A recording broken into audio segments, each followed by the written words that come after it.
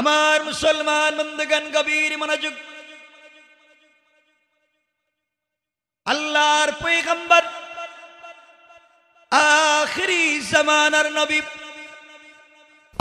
জনাবে মুহাম্মদুর রাসূলুল্লাহ সাল্লাল্লাহু আলাইহি ওয়াসাল্লাম এই দুনিয়ার জমিনে আগমন করার অনেক দিন আগে ঈসা রূহুল্লাহ জমিন থেকে আসমানে উঠে যাওয়ার অনেক দিন পরে ইয়ামান দেশের নজরানে এক বাদশার জন্ম হল। ইয়ামান দেশের নজরানে এক বাদশা থাকলো। নজরানের ভিতরে ঘোষণা করে দিল, আমার দেশে কেউ কালিমার দাওয়াত দিতে পারবে না, আমার দেশে কেউ তাওহীদের দাওয়াত দিতে পারবে না, আমার দেশে কেউ রিসালাতের দাওয়াত দিতে পারবে না, আমার দেশে কেউ এক আল্লাহর কথা বলতে পারবে না। যেই ব্যক্তি আল্লাহর পক্ষে কথা বলবে, যেই ব্যক্তি তাওহীদ এবং রিসালাতের পক্ষে কথা বলবে, তার মৃত্যুদণ্ড কার্যকর করা হবে। এই ভয়ে কেউ তাওহীদের পক্ষে, রাসূলের পক্ষে কেউ পর্যন্ত কথা বলতে চায় না। এই নজরানের মানুষ, তাদের দেশে যেই বাদশা হানাফি মাযহাবের বড় ইমাম আল্লামা ইমাম আবু বকর জাসসাস রাহমাতুল্লাহি আলাইহি আহকামুল কোরআন লিল জাসসাসে এই বাদশার নাম দিয়েছেন ইউসুফ জু নওয়াজ। এই বাদশা বলতো, আমাকে খোদা বলো, নিজেকে খোদা দাবি করত। আর তার মন্ত্রী পরিষদের সকলে দেশের জনগণকে নিয়ে এই বাদশার কদমে সেজদা করত, বাদশাকে খোদা মনে করত, বাদশাকে আল্লাহ মনে করত, বাদশাকে তারা সবকিছু মনে করে বাদশার কদমে সেজদা দিত। এইভাবে তাদের দিন চলতে লাগলো।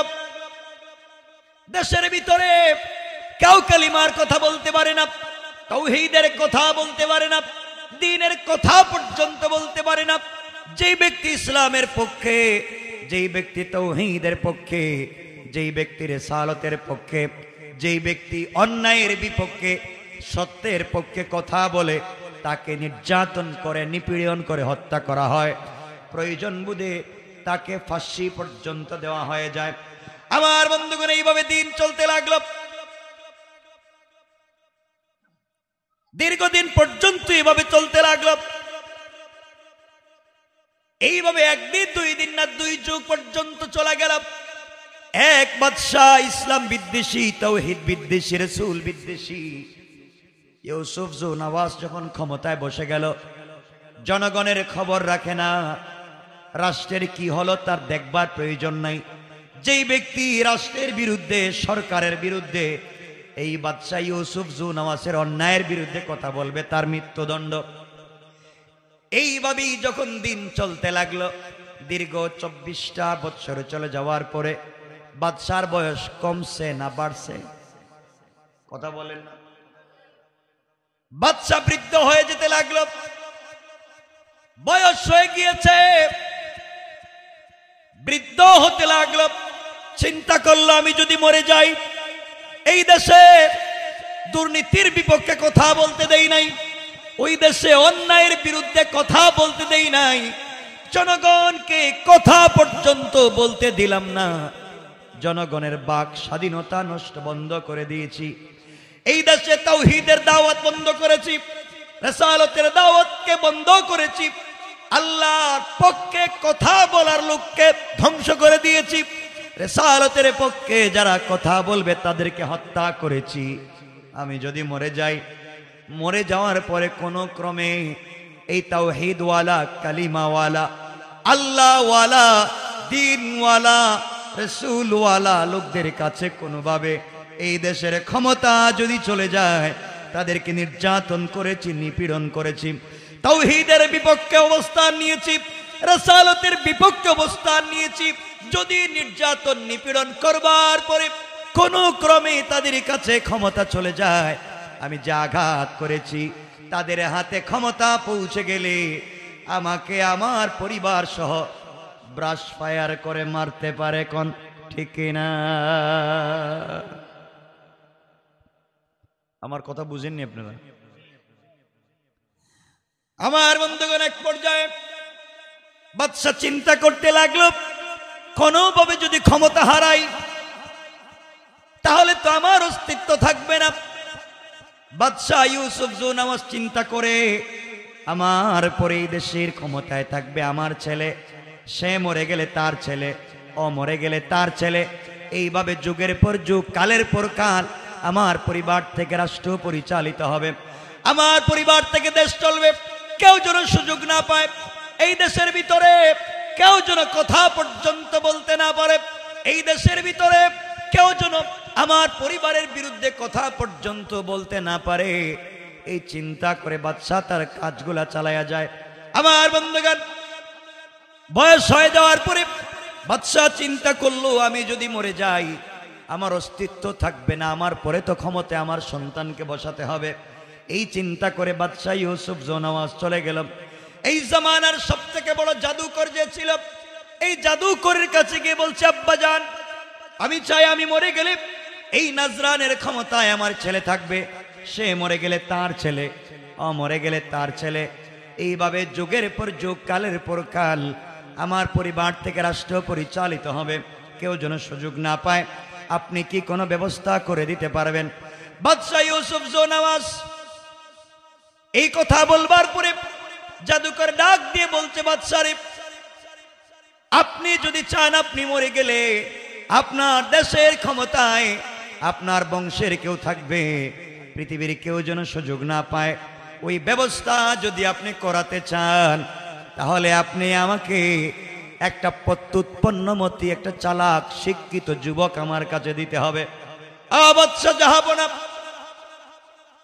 আপনি যদি আমাকে একটা যুবক ছেলে দিতে পারেন, শিক্ষিত যুবক দিতে পারেন, শিক্ষিত তরুণ দিতে পারেন, একটা মাত্র যুবক যদি আপনি আমাকে দেন, ওই যুবকের মাধ্যমে আপনার দেশের ক্ষমতায় আপনি থাকবেন, কেউ আপনার বিরোধিতা করবে না, এমন সিস্টেম করে দিতে পারবো। বাদশা ইউসুফ জুনাওয়াজ ডাক দিয়ে বলছে, জাদুকর রে, বিশাল বড় নাজরানি একটা মাত্র যুবক তোমাকে দিলে, ওই যুবকের মাধ্যমে দেশের ভিতরে তুমি আমার ক্ষমতা প্রতিষ্ঠিত রাখবে, পৃথিবীর কেউ সুযোগ করতে পারবে না। এই সিস্টেম তুমি কেমনে করে দেবে?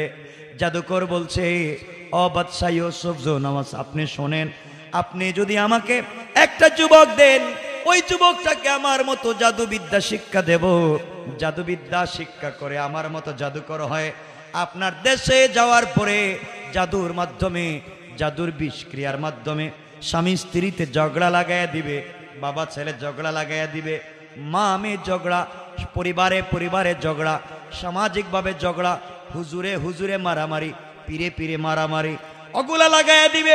হুজুরে হুজুরে নিজেরাই মারামারি করবে, পীরে পীরে নিজেরাই মারামারি করবে, এক পীর আর এক পীরে কাফের বলবে, এভাবেই তাদের দিন চলতে লাগবে।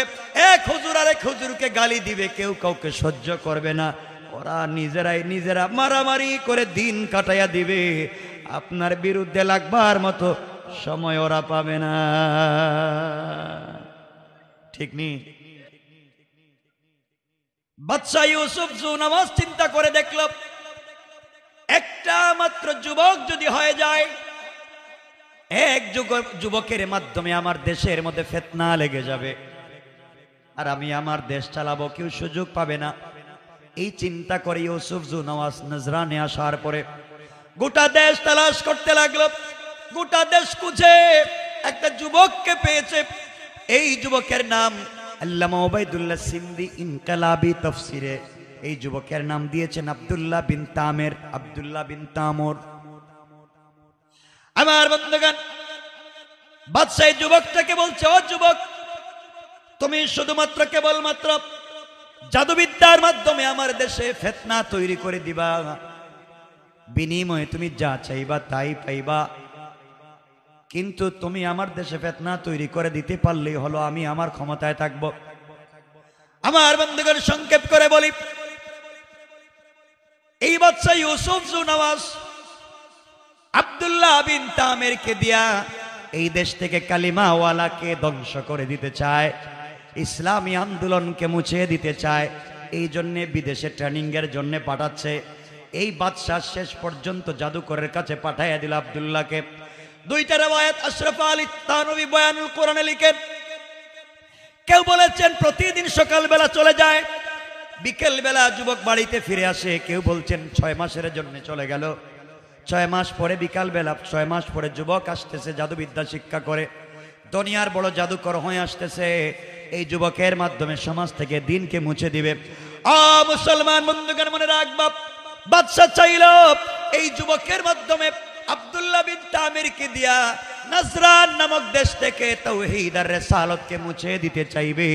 কোটি কোটি টাকা খরচ করে বিদেশে জাদুবিদ্যা শিক্ষা করায়া সে তাকে পাঠিয়ে দিয়েছে, আমাদের তার দেশে নাজরানে পাঠিয়ে দিয়েছে সমাজকে নষ্ট করার জন্য। আর আমার আল্লাহ কৌশল করলেন, শোনো রে বাদশা, তুমি যেই যুবকের মাধ্যমে এই দেশ থেকে দিনকে মুছে দিতে চাও, আমি আল্লাহ কৌশল করলাম এই যুবকের মাধ্যমে এই সমাজে দিন জিন্দা করে দিতে চাই। আল্লাহু আকবার বলেন।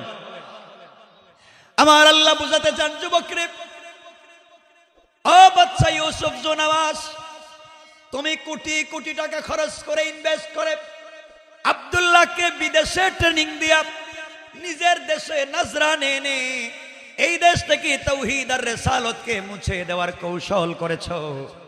আমি আল্লাহ কৌশল করলাম, তুমি যে জিনিস দিয়া দিনকে মুছে দিতে চাও, আমি আল্লাহ ওই জিনিস দিয়া দিনকে জিন্দা করতে চাই।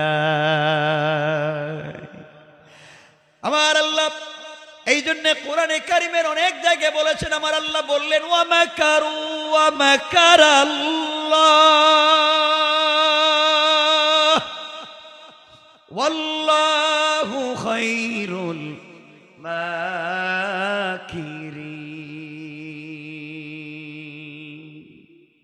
আল্লাহ রাব্বুল ইজ্জত ওয়াল জালাল বললেন, দুনিয়ার মানুষ কৌশল করে মনে করে দিনকে মুছে দিতে চায়, ওরা জানে না আমি আল্লাহর কৌশল আরো বড়। ওরা যে জিনিসের মাধ্যমে দিন মুছে দিতে চায়, আমি আল্লাহ ওই জিনিস দিয়া দিনকে জিন্দা করতে চাই। কোন ঠিক কিনা? আমার বন্ধুগণ গভীর মনোযোগ। এক পর্যায়ে আব্দুল্লাহ বিন তামির বড় জাদুকর হয়ে জাদুবিদ্যা শিক্ষা করে নাজরানে ঢুকে গিয়েছে। উদ্দেশ্য কালিমাওয়ালাদেরকে এই দেশের ভিতরে রাখা নাকি বের করে দেওয়া? কথা বলেন। বের করে দিবে। এই দেশে আর কেউ তাওহীদের দাওয়াত দিবে না, এই দেশে কেউ রিসালাতের দাওয়াত দিবে না। এই জন্য দেশ থেকে বের করে দিতে চায়। নিয়ত করে জাদুবিদ্যা শিক্ষা করে যখন দেশের ভিতরে ঢুকেছে, আমার বন্ধুগণ বাদশার দরবারে যাবে, রাস্তায় যাওয়ার পথে তাকাইয়া দেখে গাছের একটা গোড়ায় মাথায় পাগড়ি, মুখে সাদা দাড়ি একজন আল্লাহওয়ালা গাছের গোড়ায় বসে বসে সত্য ধর্ম কালিমার দাওয়াত দিয়ে যায়। আমার বন্ধুগণ এক পর্যায়ে যুবক আব্দুল্লাহ এই মুরব্বীর কাছে এসে ডাক দিয়ে বলতেছে, বাবা আপনি বলেন তো, গাছের গোড়ায় বসে বসে আপনি কি করে যাচ্ছেন? মুরব্বী ডাক দিয়ে বললেন, যুবক তোমাকে চিনতে পারলাম না, আমি গাছের গোড়ায় বসে বসে সত্য ধর্ম কালিমার দাওয়াত দিচ্ছি, আল্লাহর তাওহীদ এবং রিসালাতের দাওয়াত দিচ্ছি। আব্দুল্লাহ ডাক দিয়ে বলছে, মুরব্বী ও আঙ্কেল, আপনি কি জানেন না এই দেশের বাদশা নিষিদ্ধ করে দিয়েছে, এই দেশের বাদশা আইন করে নিষিদ্ধ করে দিয়েছে, এই দেশে কালিমার দাওয়াত চলবে না, এই দেশে তাওহীদ আর রিসালাত চলবে না। আপনি কেন দিনের দাওয়াত দিচ্ছেন? আপনি কি জানেন আপনাদেরকে হত্যা করা হবে? আপনাদেরকে হত্যা করবার জন্যে, দেশ থেকে বের করে দেওয়ার জন্যে আমি জাদুবিদ্যা শিক্ষা করে এসেছি। আপনি দেশের ভিতরে অন্যায়ভাবে আইন বিবর্জিত দিনের দাওয়াত দিচ্ছেন। আমি বাদশার সঙ্গে দেখা করে আসতেছি, আপনাদেরকে দেশ থেকে তাড়িয়ে বের করে দেওয়া হবে, এই হুমকি দিয়া আব্দুল্লাহ বিন তামির আল্লাহর ওলি মুরব্বির সামন থেকে যখন চলে যায়, দাওয়াত দিয়া যুবককে, এই যুবক যখন আল্লাহর ওলিকে হুমকি দিয়া চলে যায়, যাওয়ার সময় আল্লাহর ওলি আব্দুল্লাহ বিন তামিরের চেহারার দিকে তাকালেন। প্রথমেই তাকাইয়া কাঁদলেন, তারপরে মুচকি হাসতে লাগলেন। যুবক দাঁড়িয়ে গেল আর চিন্তায় পড়ে গেল, ব্যাপার কি? উনি আমার চেহারার দিকে তাকাইয়া কাঁদবে কেন? আমার চেহারার দিকে তাকাইয়া হাসবে কেন? কি এমন করলাম? যুবক ঘুরে ফিরে আবার আসছে, এসে ডাক দিয়ে বলতেছে, মুরব্বী আপনি আমার চেহারার দিকে তাকাইয়া কাঁদলেন কেন? আমার চেহারার দিকে তাকাইয়া হাসলেন কেন? আল্লাহর ওলি আব্দুল্লাহ বিন তামিরকে জবাব দিচ্ছেন, যুবকরে দুইটা কারণে তোমার চেহারার দিকে তাকাইয়া কাঁদলাম, তোমার চেহারার দিকে তাকাইয়া হাসলাম। যুবক শোনো, আমি চিন্তা করে দেখলাম জীবনে যত মানুষ এই পর্যন্ত আমি দেখেছি, তোমার মতো এত সুন্দর চেহারার কোন যুবককে এই পর্যন্ত আমি দেখি নাই। যুবক, আল্লাহ তাআলা তোমাকে এত সুন্দর করে তৈরি করেছেন, আমি তাকাইয়া দেখলাম তুমি যদি এই মুহূর্তে মরে যাও, তুমি যদি এই মুহূর্তে কবরে চলে যাও, তুমি যদি এই মুহূর্তে দুনিয়া থেকে বিদায় নিয়ে চলে যাও, তোমার সুন্দর চেহারা সুন্দর থাকবে না, সাপ বিচ্ছু তোমার চেহারাকে নষ্ট করে ফেলবে, কবরে গেলে তোমার অস্তিত্ব থাকবে না। এর কারণ তোমার ভিতরে তাওহীদ নাই, তোমার ভিতরে রিসালাত নাই, আল্লাহর পরিচয় নাই, রাসূলের পরিচয় তোমার ভিতরে নাই। তুমি যদি এই মুহূর্তে মরে যাও, কবরে গেলে তোমার অস্তিত্ব থাকবে না, সাপ বিচ্ছু কীড়া তোমাকে ধ্বংস করে ফেলবে। এই জন্য তোমার চেহারার দিকে তাকাই আমি কাঁদলাম। তোমার মতো বুকা যুবক এই দুনিয়ার জমিনে আর দেখি নাই। তুমি কেন নিজেকে মৃত্যুর পরে ধ্বংস করতে চাও? যুবক, তোমার চেহারার দিকে তাকাইয়া এই জন্য আমি হাসলাম। যুবক রে, তোমার মতো আহাম্মক, তোমার মতো বেওকুফ দুনিয়ার জমিনে আর নাই। তুমি মাত্র জাদুবিদ্যা শিক্ষা করে এসেছো আর মনে মনে ভাবতেছো বহুত বড় গুনাহ করে ফেলেছো। যুবক রে, আমার আল্লাহ রব্বুল ইজ্জত ওয়াল জালাল ঘোষণা করে দিয়েছেন, কেউ যদি আসমান জমিন পরিমাণ গুনাহ করেও মাফ চায়, আল্লাহ বলছেন তাকে মাফ করে দিবেন। কোন সুবহানাল্লাহ। যুবক আব্দুল্লাহ, তোমার চেহারার দিকে তাকাই ওই জন্য আমি হাসলাম। আল্লাহর কাছে তুমি যদি ক্ষমা চাও, তুমি যে অপরাধ করেছো, অন্যায় তুমি করেছো, এই মুহূর্তে তুমি যদি আল্লাহর কাছে ক্ষমা চাও, আমার বিশ্বাস আল্লাহ শুধু তোমাকে ক্ষমা করে দিবেন তা না, আল্লাহ তোমাকে ক্ষমা করে দিবেন, বিশ্ববিখ্যাত বুজুর্গ ওলি বানাইয়া দিবেন। আর কালিমা পড়লে অন্তরে তুমি স্বাদ পাইবা, কলিজায় শান্তি পাইবা, জবানে স্বাদ পাইবা, অন্তরে শান্তি পাইবা।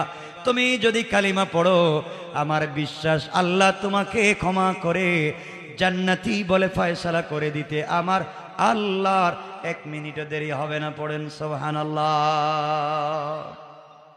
যুবক আব্দুল্লাহ, তুমি মাত্র জাদুবিদ্যা শিক্ষা করেছ, আর কোনো বড় অপরাধ করো নাই। আমার মন বলতেছে আল্লাহ তো রহমান, আল্লাহ রহিম, আল্লাহ তোমাকে ক্ষমা করে দিবেন। তুমি আল্লাহর কাছে ক্ষমা চাও, আল্লাহ তোমাকে অবশ্যই নাজাত দিবেন। মাত্র 1-2 মিনিট ওয়াজ করলেন, 1-2 মিনিট নসিহত করলেন, এই জাদুকর, বিশ্ববিখ্যাত জাদুকর একটা যুবককে বুঝালেন। যুবক ডাক দিয়ে বলতেছে, বুজুর্গ আল্লাহর ওলি, আমি যদি তওবা করি, এই মুহূর্তে কালিমা পড়ে মুসলমান হয়ে যাই, সত্যি কি আমার গুনাহ মাফ হয়ে যাবে? আমি কি আল্লাহর বুজুর্গ হতে পারবো, ওলি হতে পারবো? আর আমি কি জবানে স্বাদ এবং অন্তরে শান্তি পাব? আল্লাহর ওলি বললেন, যুবক রে, তুমি শুধু জবানে স্বাদ আর অন্তরে শান্তি তুমি পাবা তা না, আমার বিশ্বাস আল্লাহর সঙ্গে তোমার এমন একটা সম্পর্ক হয়ে যেতে পারে, তুমি দুনিয়ার জমিনে যা চাইবা, চাইতে দেরি হবে, আল্লাহ তোমাকে দিতে দেরি হবে না। পড়েন সুবহানাল্লাহ। আল্লাহর ওলি 1-2 মিনিট কথা বললেন। যে যুবকটাকে বাদশা টাকার বিনিময়ে পাঠিয়েছে ধ্বংস করার জন্য, আল্লাহর ওলি 1-2 মিনিট কথা বলবার কারণে যুবকের মন চেঞ্জ হয়ে গেল। যুবক বলতেছে, হুজুর দেরি করা যায় না, এই মুহূর্তে আপনি চাইলে আমাকে কালিমা পড়াইয়া মুসলমান বানাইয়া দেন। কোন সুবহানাল্লাহ। আল্লাহর ওলি দাঁড়িয়ে গেলেন, যুবকটাকে কালিমা পড়িয়ে দিলেন, যুবক মুসলমান হয়ে গিয়েছে। আল্লাহর ওলি বলতে লাগলেন, মুরব্বী বলতে লাগলেন, যুবক রে, আমার বিশ্বাস কালিমা যেহেতু পড়েছ, আল্লাহ তোমার পিছনের জিন্দেগির গুনাহগুলোকে মাফ করে দিয়েছেন, আল্লাহ তোমাকে অবশ্যই বুজুর্গ ওলি বানাবেন। যুবক ডাক দিয়ে বলছে, হুজুর আপনি বললেন কালিমা পড়লে জবানে স্বাদ পাওয়া যায়, অন্তরে শান্তি পাওয়া যায়, আমি তো কালিমা পড়লাম কিন্তু স্বাদ তো পাই না। আল্লাহর ওলি বললেন, যুবক রে, তুমি কালিমা পড়েছো ঠিকই, কিন্তু কালিমার অর্ধেক পড়েছো, অর্ধেক বাকি আছে। আল্লাহর ওলি কালিমার বাকি অর্ধেক কি? আল্লাহর ওলি যুবকটাকে বললেন, যুবক রে, কালিমার বাকি অর্ধেক হয়েছে, এই মুহূর্তে তোমাকে আমার বুকের সঙ্গে লাগাই একটা চাপ দিব, একটা জাতা দিব। আমার বিশ্বাস একটা চাপে তোমার কল পরিষ্কার হয়ে যাবে, আল্লাহর আরশ পর্যন্ত দেখা যাবে। কোন সুবহানাল্লাহ। যুবক ডাক দিয়ে বলছে, হুজুর আপনি আমাকে চাপ দিতে পারেন। আল্লাহর ওলি যুবকটাকে বুকের সঙ্গে জড়ালেন আর চিৎকার করে আল্লাহর কাছে ডাক দিয়া বললেন, আল্লাহ, এই যুবকটাকে বাদশা কোটি কোটি টাকা খরচ করে জাদু বিদ্যার জন্য পাঠিয়েছে। আল্লাহ তাআলা যুবক জাদুবিদ্যা শিক্ষা করে আমার দেশে আসছে। আয় আল্লাহ তাআলা, আমি চাই এই যুবকের মাধ্যমে এই দেশে দিন জিন্দা হয়ে যাক, এই দেশের মানুষ দিন জানুক।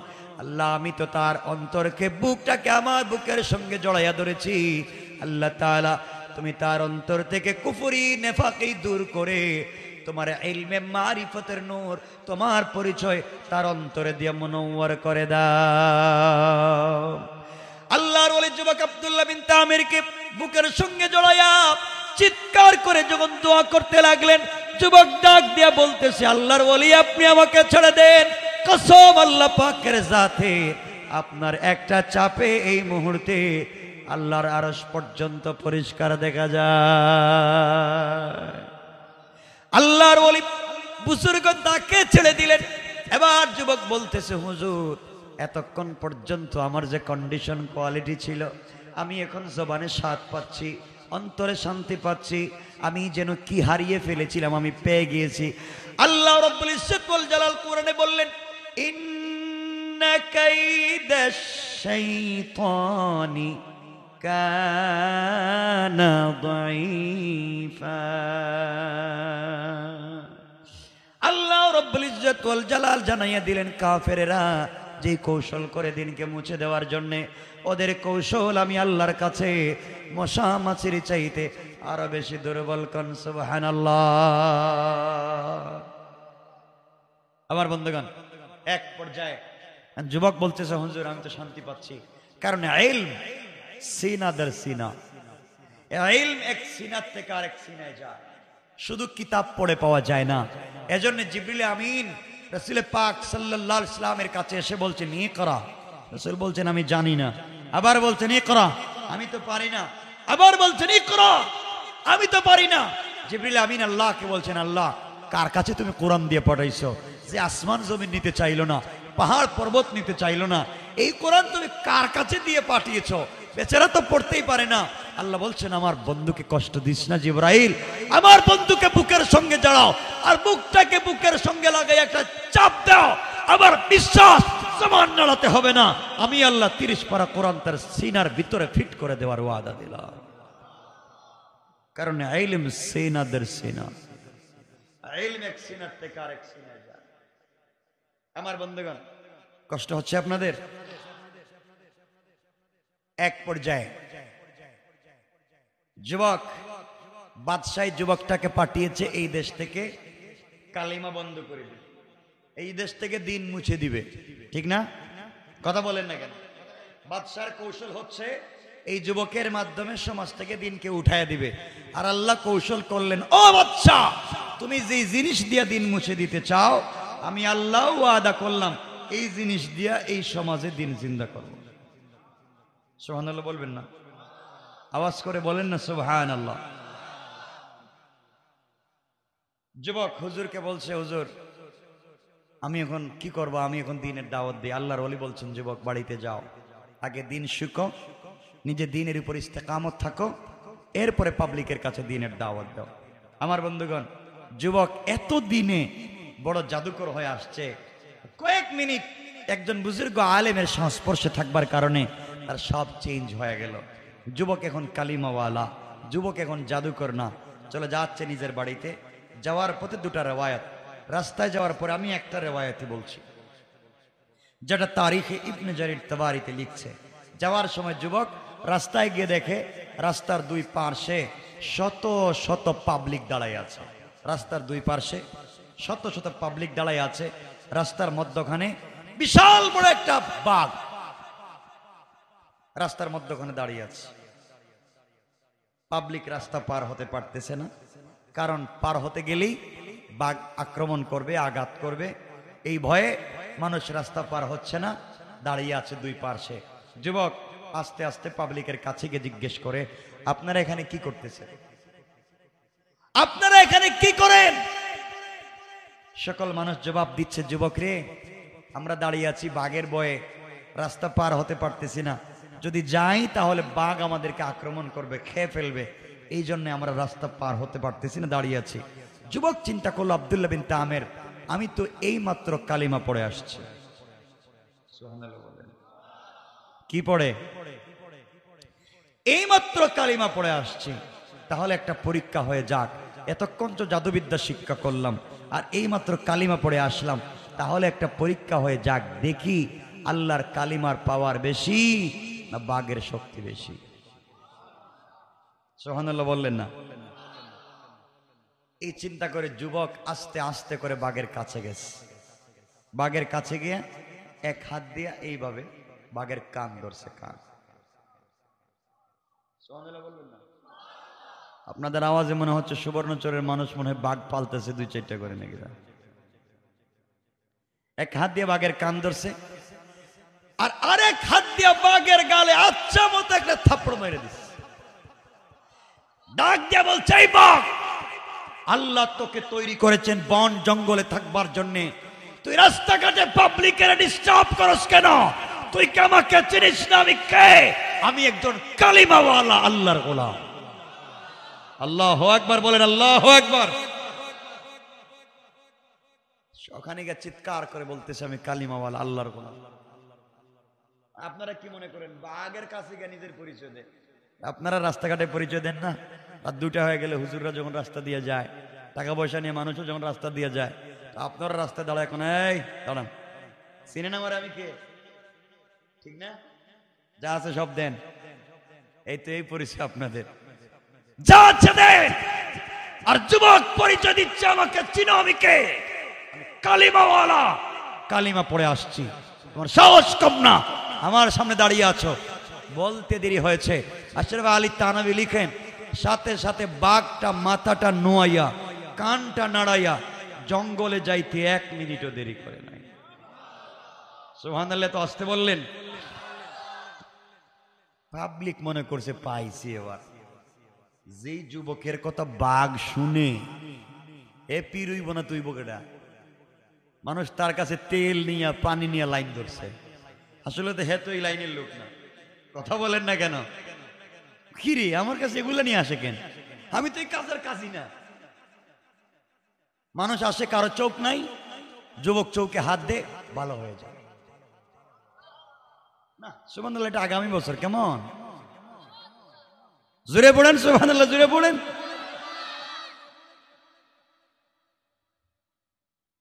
আমার বন্ধুগণ, পাবলিক আসতে লাগলো, কারণ আল্লাহওয়ালা যদি ইমানের উপরে আপনি স্পিরিট নিয়ে থাকতে পারেন, পৃথিবীর কোন সুপার পাওয়ার, কোন ক্ষমতা আপনাকে দাবাইয়া রাখতে পারবে না।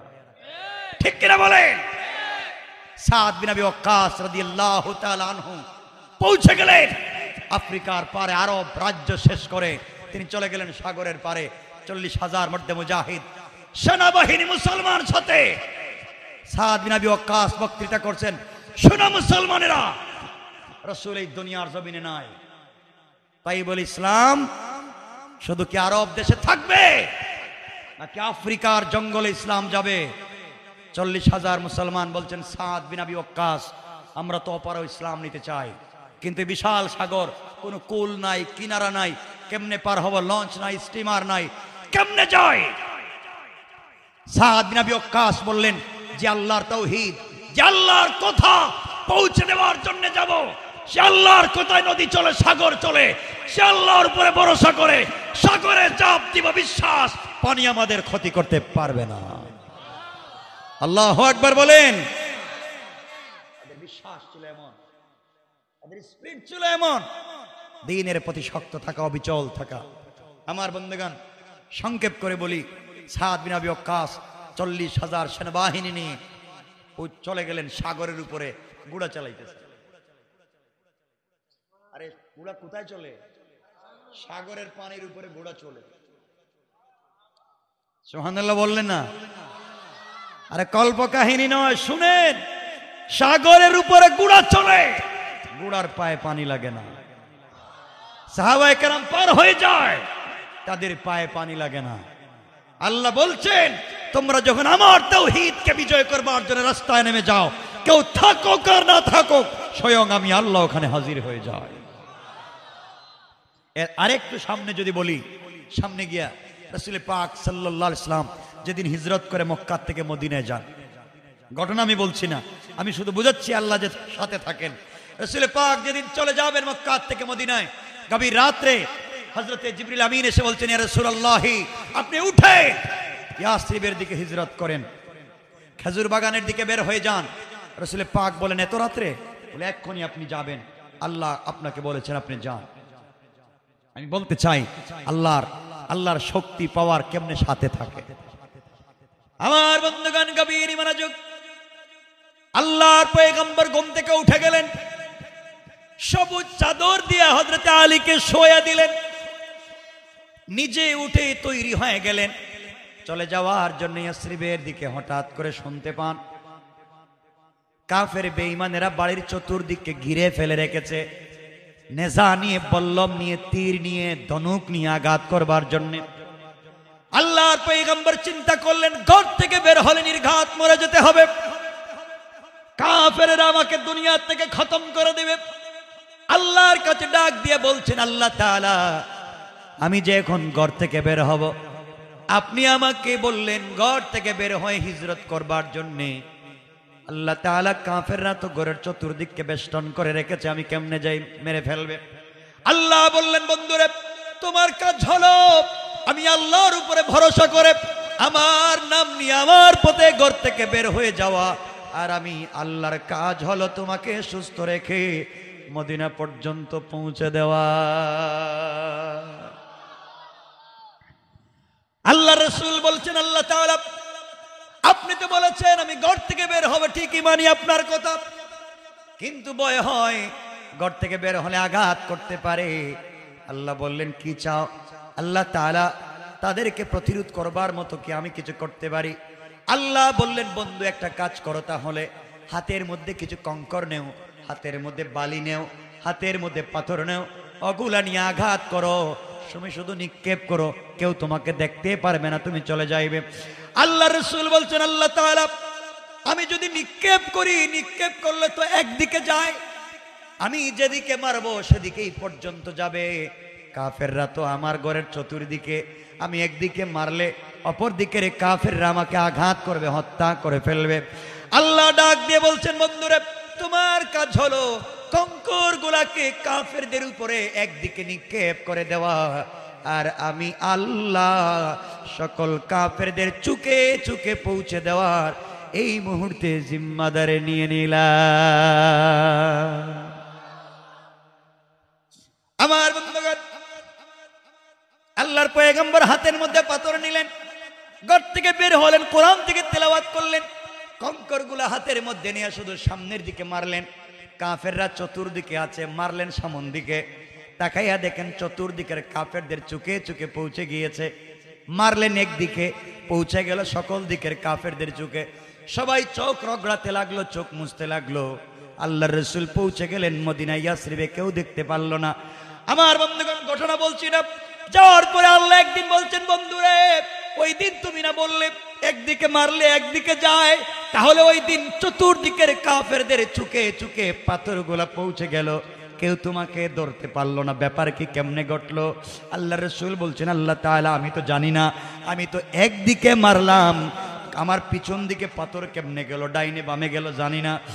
আমার আল্লাহ বলছেন, ওয়ামা রামাইতা ইয রামাইতা ওয়ালাকিন্নাল্লাহ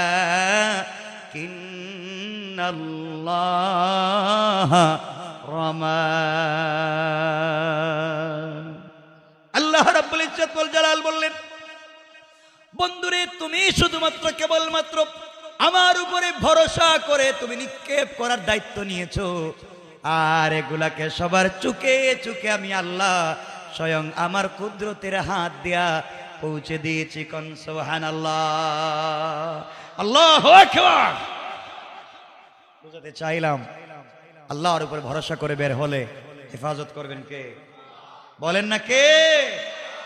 আমি জানি না আপনারা এত রাত্রে কথা শুনেন কিনা, আপনাদের কষ্ট হচ্ছে, আর ঠান্ডাও বাহিরে অভাব নাই। কষ্ট হচ্ছে না? আপনাদের কন্ডিশনে মনে হচ্ছে কষ্ট হচ্ছে। কালকে কাজ কাম নাই আপনাদের? নাই, কষ্ট হচ্ছে আমি বুঝতেছি। আমিও লম্বা করতে চাইবো না, তো হাত উঠে দেখান, একটু হাত তুলেন তো। এখন কাদের কাদের কষ্ট হচ্ছে দেখি। কি এখনো কষ্ট হচ্ছে? এত কথা বলার পরেও কষ্ট হয়?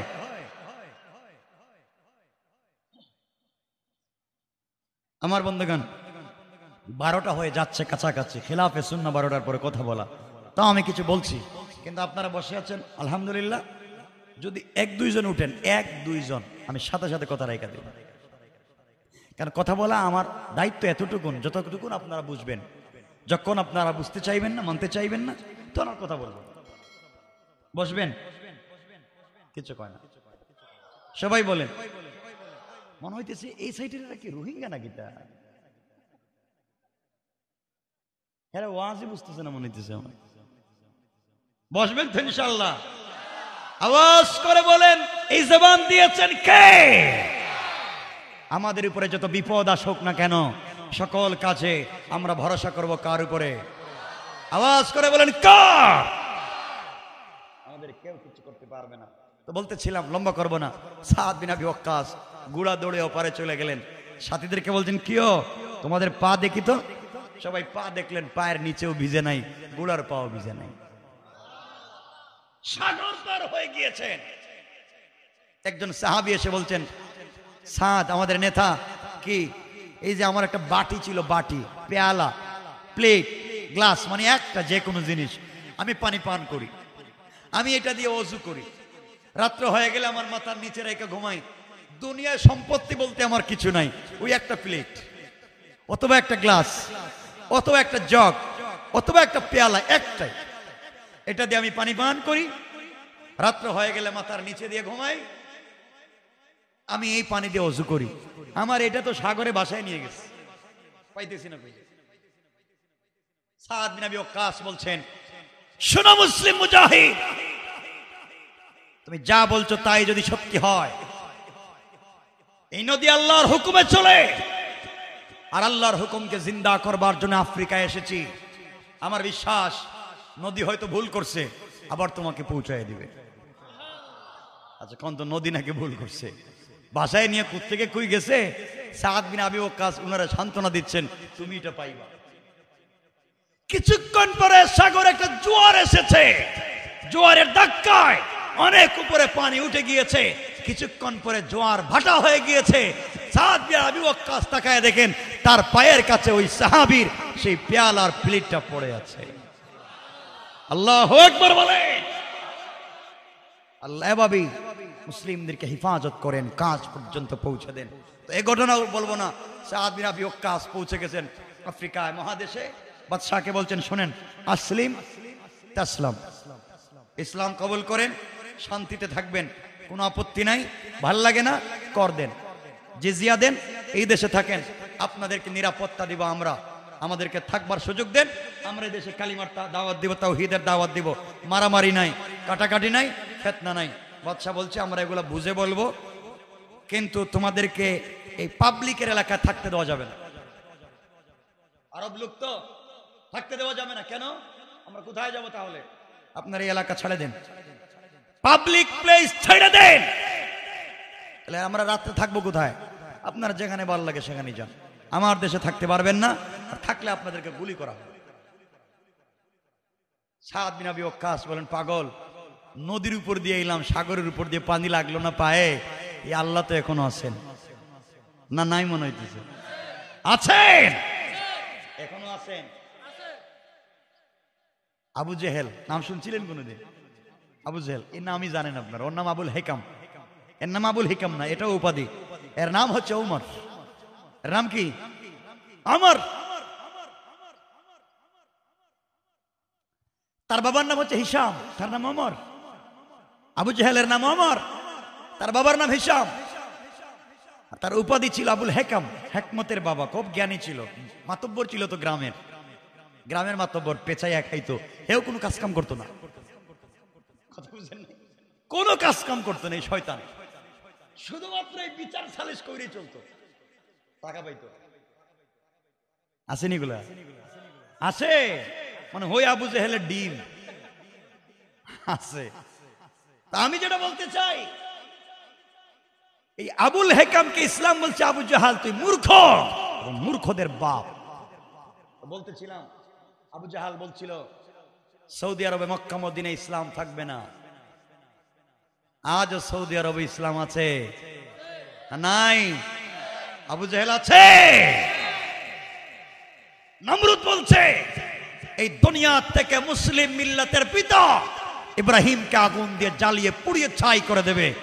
আজও ইব্রাহিমের সন্তানরা দুনিয়া আছে, কিন্তু নমরুদ নাই। আছে? ফেরাউন চাইলো হযরতে মুসা আলাইহিস সালামকে সাগরে ডুবাইয়া মাইরা ফেলায় দিব। আল্লাহ বলছেন ওই ফেরাউন, আমার মুসার নাম লওয়ার মতো মানুষ এখনো আছে, কিন্তু মিস্টার ফেরাউন কথা বলেন না কেন? নাই। আজ যারা যুগে যুগে বাংলাদেশের ভিতরেও যারা দিনকে মুছে দেওয়ার জন্য, ইসলামকে মুছে দেওয়ার জন্য বারবার চেষ্টা করেছে, তাদের নাম আজকে নাই, কিন্তু ইসলাম এখনো আছে, আগামীতেও থাকবে ইনশাআল্লাহ। এজন্য ওই জায়গায় আমরা হাত দেব না ইনশাআল্লাহ, ইসলামের বিরুদ্ধে আমরা কাজ করব না ইনশাআল্লাহ। বলেন না ইনশাআল্লাহ? আমার বন্ধুগণ, ঘটনা বলছি না, সাদ বিন আবি ওয়াক্কাস চলে গেলেন আফ্রিকার জঙ্গলে। সাথীদেরকে বলেন যা, বাদ দেন, পাবলিক থাকতে দেয় নাই, জঙ্গলে যাই। সাথীরা বলছেন আপনি আমাদের কিনে জঙ্গলে যাইবেন? ওখানে তো বাঘ, ভাল্লুক, সিংহ, অজগর, সাপ খায় ফেলবে, ওখানে থাকবো কেমনে? তিনি বলছেন ওগুলারে যিনি বানাইছেন তার কথাই তো বলতে চাইতেছি। সাদ বিন আবি ওয়াক্কাস জঙ্গলে পৌঁছে গেলেন, লম্বা বক্তৃতা করছেন, প্রায় 2 পৃষ্ঠার মতো আরবি বক্তৃতা করলেন হযরতে সাদ। জঙ্গলে পৌঁছে গেলেন, হাতের লাঠি দিয়ে দাগ দিলেন। জঙ্গলের ভিতরে, আফ্রিকার জঙ্গল, দাগ দিয়া দাগের ভিতরে সবাই নিয়ে ঢুকছেন।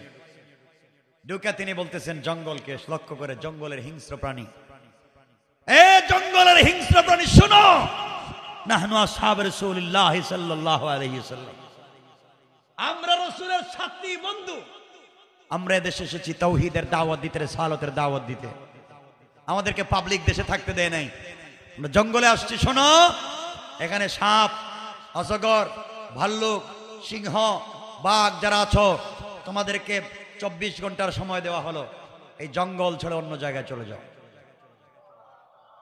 আল্লাহু আকবার বললেন না? আফ্রিকার মানুষ কয় আমরা জীবনে কত পাগল দেখছি, এমন পাগল তোর দেখিনি। পাগলের তো একটা কোয়ালিটি থাকা দরকার, জঙ্গলে গিয়া বাঘের সামনে ওয়াজ করে।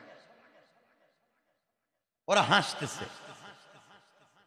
হযরতে সাদ বিন আবি ওয়াক্কাস তরবারি খুললেন আর বলেন দেখো আমার তরবারি,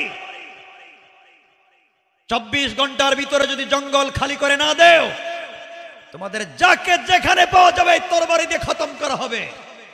24 ঘন্টার আলটিমেটাম দিয়া বক্তৃতা শেষ করেছেন। 2-3 মিনিট পরে দেখা যায় বাঘের রাস্তায় বাঘ, সিংহর রাস্তায় সিংহ, অজগরের রাস্তায় অজগর, যার যার ডিম বাচ্চা মুখে নিয়া 24 ঘন্টা নয় 9 ঘন্টার ভিতরে জঙ্গল খালি করে চলে গিয়েছে। আল্লাহু আকবার বলেন। এটার নামই তো দ্বীন, আল্লাহর প্রতি ভরসা, আল্লাহর প্রতি বিশ্বাস। আফ্রিকার পাবলিক দেখলো খাইছে এবার, জঙ্গল থেকে বাঘ ভাল্লুক যাইতেছে, আমরাও মনে বাঁচতে পারতাম না। সকালে এসে স্যার কোনো মারার দরকার নাই, আপনি যা চাইবেন তাই করতে রাজি। আল্লাহু আকবার বলবেন না? দিন এভাবেই পৌঁছে যায়, এভাবেই পৌঁছে যায়। তো বলতেছিলাম এই আব্দুল্লাহ এভাবেই আল্লাহর পরিচয় দিয়েছে বাঘের সামনে। এখন বাড়িতে গেছে, পাবলিক তেল নিয়ে যায়, পানি নিয়ে যায়। আব্দুল্লাহ এই কাজের কাজই তো আমি না, যদি মানুষ তেল নিয়ে পানি নিয়ে আসে, ল্যাংরা, লুলা, দেড় বেটারি, হাত নাই, পাও নাই, চোখ নাই, দেখে না, যে যে সমস্যা নিয়ে আসে হাত দিলেই ভালো হয়ে যায়। বাবা একটু সুবহানাল্লাহ কম। যুবক চিন্তা করলো না না না, এভাবে যদি মানুষ আসে তাহলে তো সবাই শুধু তেল পানি নিয়ে ব্যস্ত। আমার কাজ তো দিন জিন্দা করা। বাদশাহ আমার টাকা দিয়ে জাদুবিদ্যা শিখাইছে, আর আমি এখন টার্গেট করলাম যেই সংসদ থেকে আইন করে এই দেশ থেকে ইসলাম মুছে দেওয়ার চেষ্টা করার জন্য আমাকে জাদুবিদ্যা শিক্ষা করতে দিল, আমি এই সংসদ পর্যন্ত কালিমা পৌঁছাইয়ে দেব। আল্লাহু আকবার বলেন। দেখেন কেমনে দিন পৌঁছে যায়। আমার বন্ধুগণ, যুবকের এই কথা গোটা দেশে ছড়িয়ে পড়ল। আমাদের দেশের ভিতরে একটা যুবক আছে, তার কাছে গেলে সকল সমস্যার সমাধান হয়ে যায়।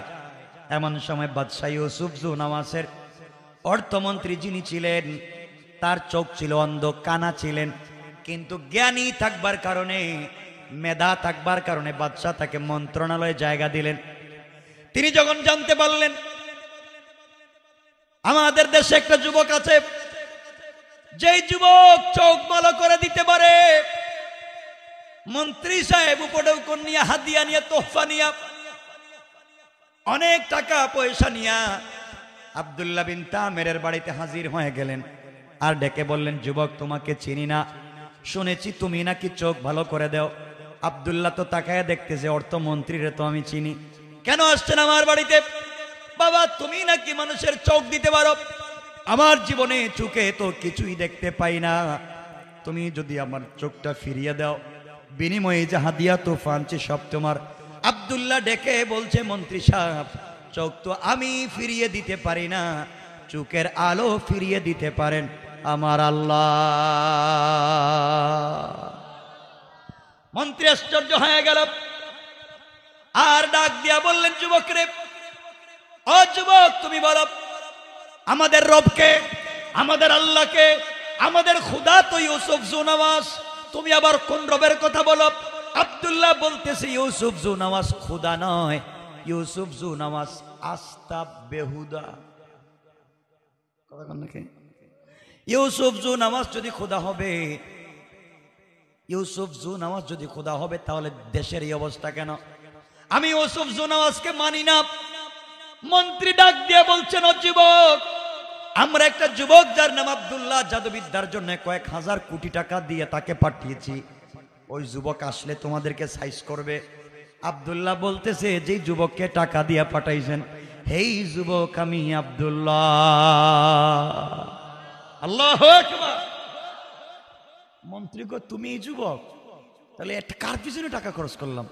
এত বড় জাদুকর হইছ, যেমন চোখ ভালো করে দো, এটা তো জানলাম না। আব্দুল্লাহ বলতেছে, মন্ত্রী রে, তোমাদের টাকা খরচ করে জাদুবিদ্যা শিক্ষা করেছি, এতে সন্দেহ নাই, কিন্তু জাদুবিদ্যা শিক্ষা করে আসার পথে আমার আল্লাহ আমাকে জাদু করে কালিমা পড়াইয়া মুসলমান বানাইয়া মন্ত্রী তোমার সামনে দাঁড় করাইয়া বলতেছে, মন্ত্রী রে, খবরদার কালিমা পড়ো, নাইলে খবর আছে। মন্ত্রী কো, শেষ পর্যন্ত আমারে কালিমার দাওয়াত। এই জন্য আমার আল্লাহ বলছেন, ওয়া মাকারু ওয়া মাকারাল্লাহ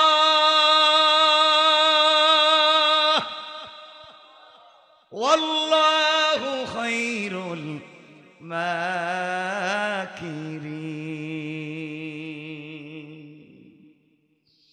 আল্লাহ রাব্বুল ইজ্জত ওয়াল জালাল বললেন, তোমরা কিসের কৌশল করো? এবার মন্ত্রী বলছে, ও আব্দুল্লাহ, তুমি কি ইউসুফ জু নওয়াজকে খোদা মানো না? কয়, না মানি না। ইউসুফ জু নওয়াজ যদি খোদা হবে, তাহলে দেশ রক্ষার জন্য আমারে জাদুবিদ্যার জন্য পাঠাইছে কেন? নিজে কেন নিজের দেশ রক্ষা করতে পারে না? আর ইউসুফ জু নওয়াজ যদি খোদা হবে, তার নাকের সেন্টার ঠিক নাই, পাওয়ারের লাইনের মতো ফাড়া ফাড়া, দাঁত বের হয়ে যায়, টুক মোটা, নিজের চেহারা কালো, নিজে এত কালো হয়ে দুনিয়া এত সুন্দর করে বানাইছে, নিজেরে ঠিক মতো বানাতে পারে না। ওটা খোদা নয়, এটা হলো এই সমাজের শয়তান। মন্ত্রী দেখতেছে তো সব উল্টো হয়ে গেছে, টাকা দিলাম, পয়সা দিলাম, এখন দেখতেছি উল্টা আমাদেরকে ওয়াজ করতেছে। মন্ত্রীকে, আব্দুল্লাহ তাইলে কি করতে হবে বাবা কত? স্যার আপনি আসছেন এত কষ্ট করে হাদিয়া নিয়া, চোখ তো পাইতে চান, চোখ এমনি এমনি পাওয়া যায় না, চোখ পাইতে হইলে কালিমা পড়া লাগে। সুবহানাল্লাহ বললেন না? আব্দুল্লাহর কাজ হলো তোমরাই আইন কইরা কালিমা বন্ধ করছো এবং তোমারে কালিমা পড়ে ছাড়ো। মন্ত্রী সাহেব, চোখ পাইতে হলে কালিমা পড়া লাগবে, নাইলে চোখ পাওয়া যাবে না। মন্ত্রী চিন্তা করলো, এখন যদি কালিমা পড়ি আর চোখ পাই, আর চোখ পাওয়ার পরে কালিমা ছেড়ে দিব। নিয়ত ভালো, কথা বলেন না কেন? কত বড় শয়তান চিন্তা করতেছে, যদি চোখ ছাড়া তো কাজ হবে না, তাহলে যদি বললাম কালিমা পড়ি, কালিমা পড়লাম, এরপরে যদি চোখ পাই, তো চোখ পাওয়ার পরে কালিমা ছেড়ে দিব, সমস্যা কি? এমন পলিটিক্স আমাদের আসেনি? নির্বাচনের আগে দেখবেন ওয়াদা দেয়, আমি যদি মন্ত্রী হতে পারি, এমপি হতে পারি, চেয়ারম্যান হতে পারি, আপনাদের সব ভালো ভালো রাস্তা ভাঙ্গে একবারে গর্ত বানিয়ে দিই। দিছে সব ভাঙ্গে বানিয়ে, সব গর্ত বানিয়ে। নির্বাচিত হওয়ার পরে মাইক্রোস্কোপ লাগাইয়া, লেন্স লাগাইয়া, সার্কিট ক্যামেরা ফিট করে এর আর খুঁজে পাওয়া যায় না। কথা বলেন না কেন? ঠিক কেন বলেন?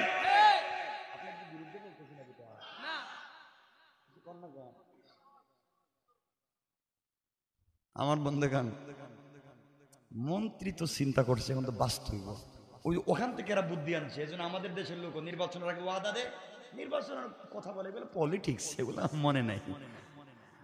মন্ত্রীও চিন্তা করতেছে, কালিমা পড়ি, চোখ পেলে ছেড়ে দিব। নিয়ত ভালো, বলা লাগবে ভালো না খারাপ? আব্দুল্লাহ কালিমা পড়ো, ঠিক আছে। আব্দুল্লাহ কালিমা পড়ায় দিচ্ছে। কালিমা পড়াইয়া নিজের হাত চুকের মধ্যে রাইকা বলতেছে, আল্লাহ ও বাটপার, নিয়ত ভালো না, কিন্তু আল্লাহ আমি তো এর জবানেও কালিমা চালু করে দিচ্ছি, আর আমি চাই এর মাধ্যমে সংসদেও কালিমা পৌঁছে দিতে, আল্লাহ চোখটা ভালো করে দাও। বলতেই চোখ ভালো হয়ে গেছে। সুবহানাল্লাহ বলেন না? মন্ত্রী বলতেছে, আব্দুল্লাহ এই যে আমরা দেখতেছি, মাশাআল্লাহ খুব ঠিক আছে, তো থ্যাংক ইউ, হাত দিয়া তুফানো, আমি যাই, চোখ পাইলাম, হাত দিয়া দিলাম। আব্দুল্লাহ কই যাইবেন? যাইতেছি গা তো, আবার চোখ পাইলাম, কালিমা পড়লাম, হাত দিয়ে দিলাম। না না না, কালিমা তো অর্ধেক পড়ছে, বাকি অর্ধেক বাকি আছে। বাকি অর্ধেক কি? কয় জাতা দিমু, জাতা জাতা। সুবহানাল্লাহ বলেন না? কোরে আল্লাহ, জাতা আবার কি? তা চাপ দিমু, চাপ দিলে কি হইব? কয় পুরো হইব। দে, আমিও তো জীবনে কত মানুষের চাপ দিছি, কিছুই বাইর হয় না। তুই দিলে আর কি হইব? ছোট মানুষ, দেখতে চাপ। আব্দুল্লাহ মন্ত্রীর বুকের সঙ্গে জড়াইছে, আইলিম সিন আদার সিন, এটাই বোঝাচ্ছি আল্লাহর পরিচয় কেমনে যায়। বুকের সঙ্গে জড়াই আল্লাহর ডাক দিয়া বলছে, আল্লাহ এক নিমক হারাম রে ধরছি, চোখ পর পর কালিমা ছাইড়া দিতে চায়। আর আল্লাহ আমি চাই, ওর টাকা দিয়ে জাদু শিখছি, ওর এই কালিমা পড়াইছি, ওর মাধ্যমেই আর সংসদে কালিমা পৌঁছে দিতে চাই। আল্লাহ তার অন্তর থেকে কুফরি নেফাকে দূর করে দাও, তোমার ইলমে মারিফতের নূর দিয়া দাও, তাওহীদের রিসালাত ভিতরে ঢুকায় দাও।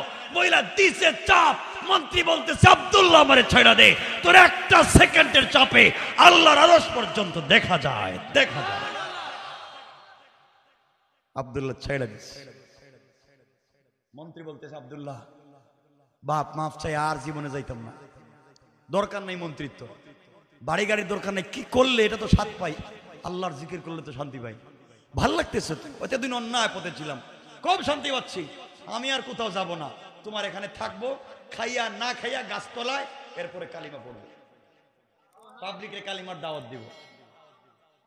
আব্দুল্লাহ কয়, না এই কাজ তো হবে না, আপনাকে সংসদে যাওয়া লাগবে, এখানেই কালিমার দাওয়াত দেওয়া লাগবে। মন্ত্রী বলতেছে, আব্দুল্লাহ আমার জন্য দোয়া করবা, আমি যে স্বাদ পাইলাম কালিমা পড়ে, এখন কিচ্ছুর দরকার নাই, আমি আজকের থেকে তোমার দলের কর্মী হয়ে গেলাম। আব্দুল্লাহ বলছে, মন্ত্রী সাহেব যান, কালকে কোন অধিবেশন আছে? কালকে আমাদের সংসদ, যান। আমার বন্ধুগণ গভীর মনোযোগ, 12টার উপরে হয়ে গেছে, না না না, 12টার উপরে আমি কথা বলি না। কি 2 ঘন্টা? আমার কাজ আছে তো, ঢাকা যাওয়া লাগবে, রাত্রে বেশি হয়ে গেলে কথা বলতে পারি না। কষ্ট হচ্ছে না আপনাদের? না ভাত খাই আইছেন, খাইবেন না, ঠান্ডা হয়ে যেতেছে সব, শেষ করে দিই।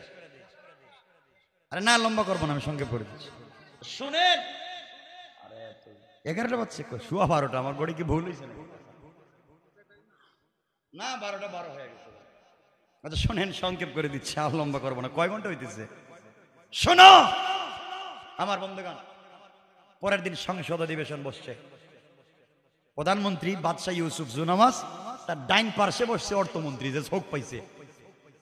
প্রধানমন্ত্রী বাদশাহ ইউসুফ জুনামাজ অর্থমন্ত্রীর দিকে তাকায়, দেখে চোখ ভালো, চোখে দেখতেছে। বাদশাহ জিজ্ঞাসা, ও মন্ত্রী চোখ পাইলা কই, কোন ডাক্তারে দিছে? চোখ দিছে আমার আল্লাহ। আল্লাহু আকবার, চিৎকার করে বলেন আল্লাহু আকবার। দীর্ঘদিন পরে সংসদে আল্লাহর নাম।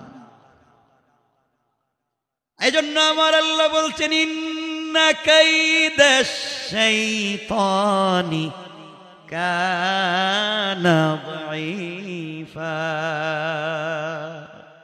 কিসের কৌশল করলে? এখন মজা বুঝ। বাচ্চা বলতেছে, কি বললাম? আল্লাহ চোখ দিছে মানে? আমি না তোমাদের আল্লাহ, আপনি একটা বাটপার। বাদশারে যখন মন্ত্রী এই কথা বলছে, মাথা গরম। আমি তোমার মন্ত্রী বানাইছি, গাড়ি বাড়ি আমি দিয়েছি, আমাকে চিনো না?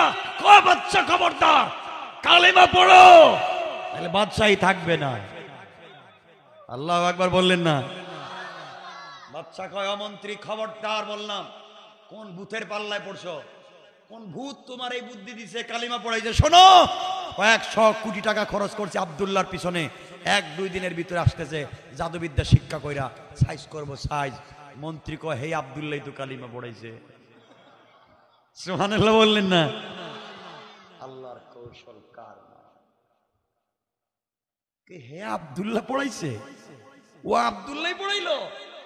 আব্দুল্লাহ। মন্ত্রীর হাত পা বাঁধতেছে, কালিমার অপরাধে। মন্ত্রীকে বাদশাহ মারতে পারেন। আমার জীবনের সন্ধান পাইনি, সত্যের সন্ধান পাইনি, আমি কালিমা পড়ে আল্লাহর সন্ধান পেয়েছি, আপনাকে আমি মানতে পারবো না, আপনি আমাকে মারতে পারেন। বাদশাহ মন্ত্রীর পিটাইতে শুরু করছে। মন্ত্রী মায়ের খাইতে খাইতে কালিমা তো ছাড়েই না। শেষ পর্যন্ত আব্দুল্লাহ কোথায় তাকে ঠিকানা দিয়েছে, আব্দুল্লাহকে বাদশার দরবারে হাজির করা হয়েছে। আমার মুসলমান বন্ধুগণ, গভীর মনোযোগ। এবার আব্দুল্লাহকে বাদশাহ বলছে, আব্দুল্লাহ রে, তোকে কোটি কোটি টাকা খরচ করে গাড়ি বাড়ি দিয়ে পাঠালাম জাদুবিদ্যা শিক্ষার জন্য, করলে কি? আব্দুল্লাহ বলছে, বাদশাহ আমার কোনো দোষ নাই, আপনার টাকার আমি ঠিক মতো ব্যবহার করছি, জাদুবিদ্যা শিক্ষা করছি, আপত্তি নাই।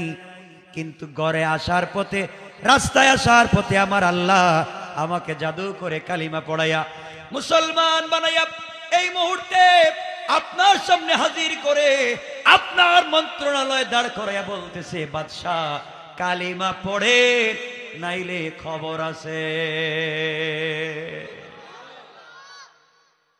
বাদশাহ যখন দেখছে আব্দুল্লাহ এই কথা কয়, মায়ের শুরু করছে, মায়ের, কে তোরে কালিমা পড়াইছে? এক পর্যায়ে আব্দুল্লাহ, এই যে মুরব্বী গাছতলায়, মনে আছে নি? মুরব্বীর কথা বইলা দিছে, মুরব্বীর ধৈর্য আনাইছে, বাবা এদেশে কালিমার দাওয়াত দিচ্ছিলেন কেন? নিষেধ। মুরব্বী বলছে, বাদশাহ সব ঠিক আছে, আপনি নিষেধ করেছেন আর আল্লাহ উপর থেকে নির্দেশ করেছে, আমি আল্লাহর নির্দেশ পালন করেছি। আপনি জানেন কালিমার দাওয়াতের অপরাধ কি? জানি না, আপনাকে হত্যা করা হবে। এই কথা বলে এই মুরব্বী মানুষের গাছ কাটার করাত, চিনেন তো করাত? গাছ কাটার করাত মাথায় লাগাইয়া জীবন্ত মানুষকে কালিমার অপরাধে 2 টুকরা করে দিয়েছে। আল্লাহর ওলি ইন্তেকাল করেছেন, শহীদ হয়ে গিয়েছেন, কালিমা ছেড়ে দেন না। আজ আমাদেরকে যদি নির্যাতন করা হয়, কষ্ট দেওয়া হয়, আমরা জীবন দিতে পারি, কিন্তু 1 সেকেন্ডের জন্য কালিমা ছেড়ে দিতে পারি না।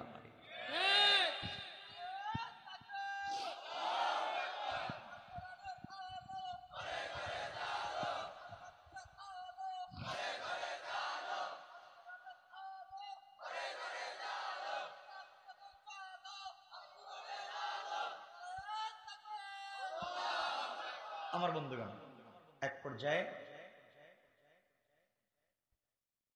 সবাই শেষ, মন্ত্রীরও মাইরা ফেলাই দিছে, মুরব্বীরও মাইরা ফেলাই দিছে, আছে শুধু আব্দুল্লাহ। আমার বন্ধুগণ, এবার আব্দুল্লাহকে বাচ্চা ডাক দিয়া বলছে, আব্দুল্লাহ রে, তুমি যদি এই মুহূর্তে কালিমা ছেড়ে দাও তাহলে আমার দেশের অর্ধেকের মালিক তোমাকে বানাইয়া দিব, নাজরান তোমার নামে অর্ধেক লিখে দিব। কালিমা ছেড়ে দিলে আমার একমাত্র মেয়েকে তোমার কাছে বিয়ে দিব, তুমি আমার মেয়ের জামাই, পুরা দেশের মালিক তুমি হয়ে যাবে, কালিমা ছেড়ে দাও। আব্দুল্লাহ গর্জন দিয়ে দাঁড়িয়ে গিয়েছে আর বলছে, আব্দুল বাদশাহ শোনো, আপনি যদি আসমানের চন্দ্র সূর্যকে আমার এক হাতে উঠাইয়া দেন আর গোটা দুনিয়া রেজিস্ট্রি করে আমার আর এক হাতে উঠাইয়া দেন, জান্নাত থেকে হুর এনে আমাকে বিয়ে দিতে চান, আল্লাহ পাকের জাতের কসম করে বলছি, আমি কালিমা পড়ে যেই শান্তি পেয়েছি সবকিছু লাত্তি দিয়ে ফেলে দিতে পারি, একটা সেকেন্ডের জন্য আল্লাহকে ভুলে যেতে পারি না।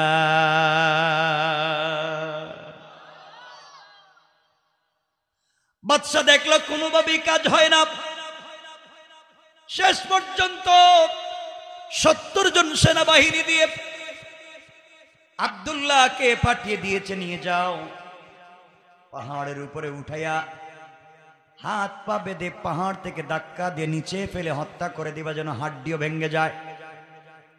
70 জন সেনাবাহিনী আব্দুল্লাহকে পাহাড়ের উপরে নিয়ে গেল, ওখান থেকে ফেলে দিয়ে হত্যা করতে চায়। আব্দুল্লাহ আল্লাহকে ডাক দিয়ে বলছে, আল্লাহ তাআলা, শুধুমাত্র কেবলমাত্র তোমার তাওহীদের কালিমার জন্য আজকে আমার এই অবস্থা।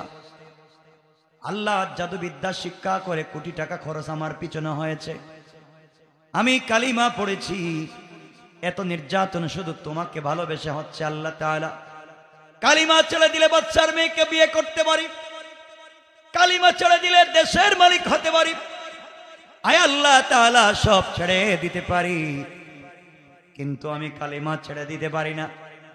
আল্লাহ তাআলা, তোমার এক পাগলা গোলাম কালিমা ওয়ালাকে তুমি কি হেফাজত করতে পারো না?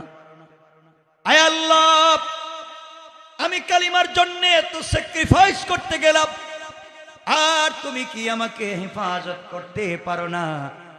এই কথা বলে চোখের পানি যখন ছেড়ে দিয়েছে, আল্লাহর রহমতের সাগরে জোশ উঠে গিয়েছে। আল্লাহ জমিনকে বলেছেন, ইদা জুলজিলাতিল আরদু জিলজালাহা, ভূমিকম্প শুরু করে দে। পাহাড় কাঁপতে লাগলো, ভূমিকম্প শুরু হয়ে গেল, পাহাড় ফেটে টুকরা টুকরা হয়ে গেল। 70 জন সেনাবাহিনী আব্দুল্লাহকে ছেড়ে দিয়ে নিজের জীবন বাঁচানোর জন্য দৌড়ায়। এমন সময় আমার আল্লাহ আসমান থেকে আযাবের 70 জন ফেরেশতা পাঠায়া এই 70টা সেনাবাহিনীকে ধরে পাহাড়ের মধ্যখানে ঢুকাইয়া পাহাড়কে আগের মতো একত্রিত করে দিয়েছেন। 70টা সেনাবাহিনী মরে গিয়েছে, আর আব্দুল্লাহ বিন তামিরকে সুস্থ রেখে ভালো অবস্থায় হাঁটাইয়া হাঁটাইয়া বাদশাহর দরবারে আল্লাহ তাকে পৌঁছে দিয়েছে। বাদশাহ বলতেছে, আব্দুল্লাহ, তুমি যে আইলা, আমার 70 জন সেনাবাহিনী কই? বাদশাহ, এরা দেখছি পাহাড়ের উপরে আল্লাহুম্মা বিসমিকা আমুতু আহইয়া কই ঘুমায় গেছে গা। নাই। মানে ঘুমাইছে মানে কি? কই নাই।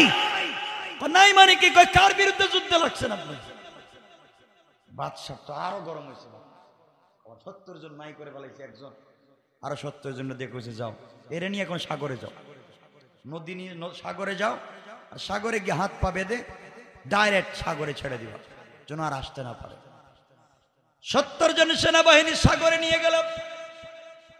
এবার আব্দুল্লাহ ওখানে যাওয়ার পরে সাগরে তাকে ফেলে দেওয়া হবে। আব্দুল্লাহ আল্লাহকে বলছে, আল্লাহ তাআলা, তুমি আমাকে পাহাড়ে রক্ষা করেছো, এখন যদি সাগরে রক্ষা না করো, কাফেরেরা বলবে তোমার ক্ষমতা পাহাড়ে চলে, সাগরে চলে না। আয় আল্লাহ, তোমার ক্ষমতা নিয়ে টিটকারি করবে। আল্লাহ তাআলা, তুমি যদি আমাকে এই মুহূর্তে কালিমার কারণে সাগরে বাঁচাইয়া দিতে পারো, আল্লাহ কথা দিলাম, আমি এই দেশের সকল জনগণের কানে কানে তোমার কালিমার দাওয়াত আমি পৌঁছে দেওয়ার ওয়াদা দিলাম। আল্লাহ সাথে সাথে সাগরকে বলতেন, সাগর উত্তাল হয়ে যাও। সাগর উত্তাল হয়ে গিয়েছে, তাদের নৌকা ভেঙ্গে টুকরা টুকরা হয়ে গিয়েছে। 70 জন সেনাবাহিনী আব্দুল্লাহকে ছেড়ে দিয়ে নিজের জীবন বাঁচানোর জন্য সাঁতরায়। আল্লাহ আসমান থেকে 70 জন আযাবের ফেরেশতা পাঠাইয়া কাদা মাটি আর পানি ঠিক মতো খাওয়াইয়া সাগরের নিচে 70টাকে ছেড়ে দিলেন। আর আব্দুল্লাহকে সুস্থ রেখে ভালো অবস্থায় পানির উপর দিয়া হাঁটাইয়া হাঁটাইয়া বাদশাহর দরবারে পৌঁছে দিয়েছে।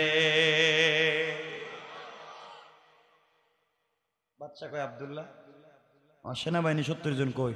কয়রা দেখতেছে জীবনের শেষ গোসল করতেছে। গোসল করতেছে মানে কই নাই তো, এরা তো গেছে গা। বাদশাহ চিন্তা করলো, প্রতিদিন যদি 70 জন যায়, মাস শেষে কি কেউ থাকবো? পুরা সেনাবাহিনীর ক্যাম্পই খালি হয়ে যাব। বাদশাহ তো মাথা গরম। আল্লাহ কয়, শয়তান মজা বুঝ, মজা বুঝ, এখন কি হবে? বাদশাহ কাঁদতেছে আর বলতেছে, আব্দুল্লাহ তোর পায়ে ধরি, আমারে বাঁচা। আমি কেমনে বাঁচাই? কেন? কালিমা পড়েন। এইটা আমার দ্বারা হবে না। কি করা লাগবে? তুই নিজেই ক, তোরে কেমনে মারা যায়।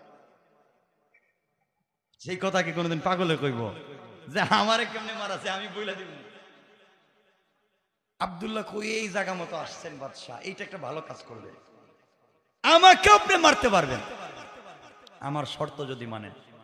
আর আমার শর্ত যদি না মানেন, জীবনে আপনি আমারে মারতে পারবেন না। শর্ত কি?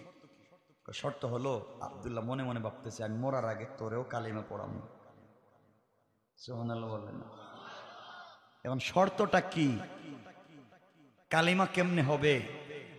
এই দেশের মানুষের কি অবস্থা হবে?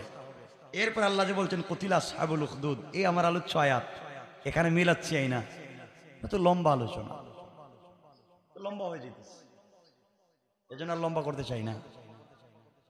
আরে বাবা 12:30 হয়ে যেতেছে, বুঝেন না? আমি কি প্লাস্টিক যে রাস্তা দিয়ে আইছি, আমার তো ভয় হইতেছে যাই কেমনে। কষ্ট হচ্ছে না আপনাদের? না কর,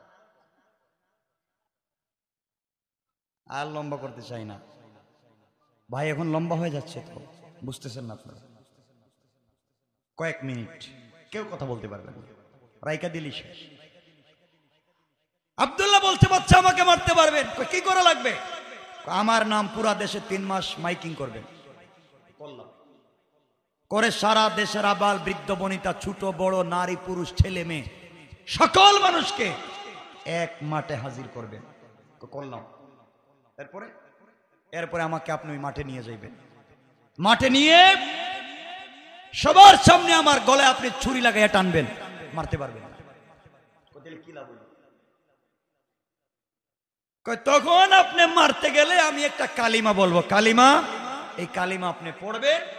কালিমা পড়ে যদি আমার গলায় ছুরি লাগান, তাহলে আপনি আমাকে মারতে পারবেন। আর কালিমা যদি না পড়েন, কিয়ামত পর্যন্ত মারতে পারবেন না। সুবহানাল্লাহ বললেন না? আব্দুল্লাহকে আমি একজন তো মরবো বেটা, আর পুরা দেশটারই কালিমা পড়ে যাব। যে দেশে কালিমা বন্ধ করছে, সেই দেশে কালিমা পতাকা আমি উড়াইয়া আমি মরতে চাই। সুবহানাল্লাহ বললেন না? বাদশা কয়, আব্দুল্লাহ তুই যাই ক, তুই মরবি কিনা হেডে ক, আমার বইতেছে তোরে দিয়া, আমি মরে যাবো যদি আমার কালিমা পড়ে আমার গলায় ছুরি লাগে। আমি যেটা বলবো, যে শব্দ, এই শব্দ বলে গলায় ছুরি লাগালে আমি মরবো, আর এই শব্দ না বললে মরবো না। এখন আপনি কি বলবেন নাকি বলবেন না, এটা কম 100 বার বলবেন, এরপরে মরা লাগবে। ঠিক আছে আমার মুসলমান বন্ধুগণ, গভীর মনোযোগ, কথা সংক্ষেপ। এক পর্যায়ে গোটা দেশে মাইকিং হয়ে গেল, গোটা দেশের নজরানের মানুষ একটা মাঠে জমা হয়ে গেল। বাদশা আব্দুল্লাহকে নিয়ে ওখানে গেল। মানুষের মধ্যে কৌতূহল, কত মানুষকে বাদশা ফাঁসিয়ে দিয়ে মারছে, কোনোদিন দাওয়াত করে নাই, আর আজকে একটা যুবককে মারবে, গোটা দেশের মানুষকে দাওয়াত করছে। কৌতূহল কমছে না বাড়ছে? সবাই আব্দুল্লাহকে একটা নজর দেখতে চায়। গোটা দেশের মানুষ হাজির, বাদশাহ বলতেছে, আব্দুল্লাহ বলতো এবার কি করা লাগবে? মরে যাবে, তোর জীবনের কোনো চাহিদা আছে কি? আব্দুল্লাহ বলেছে, বাদশাহ আমার জীবনের চাহিদা আছে। শেষ চাহিদা কি বল? আব্দুল্লাহ বলছে, আমার জীবনের শেষ চাহিদা 2 মিনিট ওয়াজ কর্ম। কোটি কোটি পাবলিকের সামনে 2 মিনিট ওয়াজের সময় দিবেন। বাদশাহ মনে করছে 2 মিনিটে আর কি হয়, জীবনে কত ওয়াজ করছে, কাজ হয় না, 2 মিনিট সময় দিলাম, মরার আগে যাবার লাগে বল। এবার আব্দুল্লাহ দাঁড়িয়েছে লক্ষ লক্ষ জনগণের সামনে আর বলতেছে, নাজরানের মানুষ, আমার নাম আব্দুল্লাহ বিন তামের, বাদশাহর নাম ইউসুফ জু নওয়াজ। এই বাদশাহ আমাকে জাদুবিদ্যার জন্য পাঠিয়েছিল কোটি টাকা খরচ করে, কিন্তু আসার পথে আমি কালিমা পড়েছি, বাদশাহকে বাদ দিয়ে আল্লাহর উপরে ঈমান এনেছি, আল্লাহর তাওহীদ এবং রাসূলের রিসালাতের উপরে ঈমান আনছি। এই কারণে এই অপরাধে বাদশাহ আমাকে মারতে চায়। 70 জন সেনাবাহিনী দিয়ে বাদশাহ আমাকে পাহাড়ে মারবার জন্য পাঠিয়েছিল। আমি যার উপরে ঈমান এনেছি ওই আল্লাহ তাআলা আমাকে রক্ষা করেছেন, বাদশার 70 জন সেনাবাহিনীকে খতম করেছেন। এরপরে বাদশাহ আরো 70 জন দিয়ে সাগরে পাঠালো। আমার আল্লাহ আমাকে হেফাজত করলেন, তার 70 জন সেনাবাহিনী ধ্বংস হলো। কেমনে আমাকে মারা যায়? আমার কাছে পরামর্শ বাদশাহ চাইল। আমি আপনাদেরকে একত্রিত করবার জন্য বলেছিলাম। এখন আপনাদের কাছে একটা কথা বলি, ও দেশের জনগণ, আমি এক আল্লাহর উপরে ঈমান এনেছি, আর বাদশাহ আল্লাহর উপরে ঈমান আনে নাই। এই জন্য এতদিন পর্যন্ত আমাকে মারতে পারে নাই, বহুত কৌশল করেছে, আমার আল্লাহ আমাকে হেফাজত করেছেন। এই মুহূর্তে বাদশাহ আমাকে আঘাত করবে, মারবে, কিন্তু মারতে পারবে না। কালিমা ছাড়া বাদশাহ আমার গলায় ছুরি লাগাবে, আমি মরব না। বাদশাহকে আমি একটা কালিমা বলবো, এই কালিমা বলে গলায় যদি ছুরি লাগাইয়া দেয়, আমি যে কালিমা বলবো এই কালিমা পড়ে যদি গলায় ছুরি লাগায়, আর যদি আমি মরে যাই, মনে করবে আমার আল্লাহর নাম সত্য। এতদিন আমাকে মারতে পারে নাই আমার আল্লাহর নাম না নেওয়ার কারণে, আর আজকে আমার আল্লাহর নাম নেওয়ার কারণে আমাকে মারতে পারলো। যদি দেখো আমার আল্লাহর নাম নিয়ে আমার গলায় ছুরি লাগিয়ে টান দেওয়ার পরে আমি মরে যাই, আমার আল্লাহর নাম সত্য, আর আমার আল্লাহর নাম নেওয়ার পরে যদি আমি না মরি, তাহলে আমার আল্লাহ মিথ্যা, বাদশাহ ইউসুফ জু নওয়াজ সত্য। এই সত্য মিথ্যার বিচার আপনাদের কাছে দিয়া আমি বিদায় নিলাম। এই কথা বলে আব্দুল্লাহ কথা শেষ করল, শুয়ে পড়েছে। বাদশাহ বলেছে, আব্দুল্লাহরে কেমনে হত্যা করব? আব্দুল্লাহ বলছে, আমি সিজদায় গিয়ে যখন পড়ব সুবহান রাব্বিয়াল আলা, ওই সময় আপনি আমার গলায় ছুরি লাগাবেন। কি দোয়া পড়তে হবে আমাকে বল। আব্দুল্লাহ বলছে, ও বাদশাহ ইউসুফ জু নওয়াজ, আমার গলায় ছুরি লাগাই আপনি পড়বেন বিসমিল্লাহি রাব্বিল গোলাম। এই গোলামের সত্য রবের নামে গলায় ছুরি লাগাইয়া দিলাম। আব্দুল্লাহর রব যদি সত্য হয়, আব্দুল্লাহ মরে যাবে, আর আব্দুল্লাহর রব যদি মিথ্যা হয়, আব্দুল্লাহ মরবে না। এই কথা বলে আপনি আমার গলায় ছুরি লাগালে আমি মরব, নলে মরব না। বাদশাহ আব্দুল্লাহর গলায় ছুরি লাগাইয়া পড়তে লাগলো বিসমিল্লাহি রাব্বিল গোলাম। এই কথা বলে যখন টান দিয়েছে, সাথে সাথে আব্দুল্লাহ শহীদ হয়ে জান্নাতে পৌঁছে গিয়েছে। এবার বাদশাহ ইউসুফ জু নওয়াজ নাচতে শুরু করেছে, ঢোল তবলা বাজাতে শুরু করেছে। আব্দুল্লাহ নাই, মন্ত্রীও নাই, এই মুরব্বিও নাই, এই দেশের ভিতরে কেউ কালিমার দাওয়াত দেওয়ার মতো নাই। আমার ক্ষমতা থেকে গেল। দেশের কোটি কোটি জনগণ দেখছেনি, সবাই চিন্তায় পড়ে গেল, আহারে এতদিন পর্যন্ত বাদশাহ আব্দুল্লাহকে মারতে পারলো না, বহুত কৌশল করলো আব্দুল্লাহর আল্লাহর নাম না নেওয়ার কারণে, আর আজকে আব্দুল্লাহকে মারতে পারলো আব্দুল্লাহর আল্লাহর নাম নেওয়ার কারণে। তাহলে বুঝতেছি আব্দুল্লাহর আল্লাহ সত্য আল্লাহ, এই বাদশাহ একটা মিথ্যা দুর্নীতিবাজ। এই সময় গোটা দেশের লক্ষ লক্ষ জনগণ দাঁড়িয়ে গেল আর ডেকে বলতে, বাদশাহ ইউসুফ জু নওয়াজ, তুমি একটা বাটপার, তোমাকে ভুল মনে করেছি, এতদিন তোমাকে আল্লাহ মনে করেছি, ভুল পথে ছিলাম, আর আব্দুল্লাহর শাহাদতের মাধ্যমে আমাদের চোখ খুলে গিয়েছে। আব্দুল্লাহর রক্ত জমিনে গড়িয়ে পড়েছে, মাজলুমের রক্ত, কালিমাওয়ালার রক্ত জমিনে গড়িয়ে পড়েছে। আমার কল্যাণ সকল মুসলমান যারা এই মুহূর্তে কালিমা পড়েছে এদেরকে মারার জন্য বড় বড় গর্ত খনন করে আগুন জ্বালালো, এক একজন ধরে ধরে হত্যা করতে চাইলো। এই কথা আমার আল্লাহ 3-4টা কসম খেয়ে বলতেছেন, কুতিলা আসহাবুল উখদুদ। আল্লাহ রাব্বুল ইজ্জত ওয়াল জালাল বললেন, যারা গর্ত খনন করে আমার মুসলমানদেরকে, কালিমাওয়ালাদেরকে হত্যা করতে চাইলো, তাদেরকে তো মারতে পারলো না। আন্নারি দাতিল ওয়াকুদ, যারা গর্তের পারে বসে বসে আমার মুসলমানদেরকে হত্যা করা হচ্ছে, তারা তামসা দেখেছে।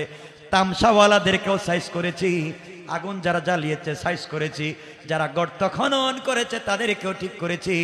আল্লাহ বললেন, যারা কালিমাওয়ালাকে মারার জন্য গর্ত খনন করেছে, আমি আল্লাহ তাদেরকে হেফাজতের ওয়াদা দিলাম।